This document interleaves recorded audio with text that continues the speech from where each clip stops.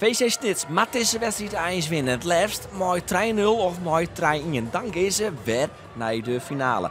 Maar de eerste set had ze dreigt. In Altenno, de ploeg uit Apeldoorn, komt maar 5 over voor. VC Snits bloed haar weer weer omkrokken. Maar toch wordt het een setpoint. 24-23 en de tweede setpoint is ik rekken voor Altenno. 1-0 dus voor. Daarna moet Snits eigenlijk geen set meer verliezen. Maar ze krijgen dreig. Ze komen maar zo'n 1 efter. Maar toch knokken ze haar constant weer om. Sterker nog, het wordt 21-20.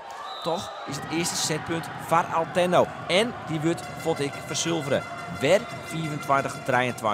En dan is het eindstingen. Winnen met 3-2. Kinderen nog verzorgen dat ze naar de finale gaan. Maar dan is het weer afhankelijk van een wedstrijd van Komende Snijn, van Regio Zwolle. Die maakt het in de laatste ploeg. De kans dat ze dat verliezen is net zo groot. En dat zit vanzelfs in het kopje van de ploeg van Abe Meininger. En zo gaat de laatste set ik van weer 24-23. En zo komt er een eind aan een toch wel uiteindelijk teleurstellend seizoen.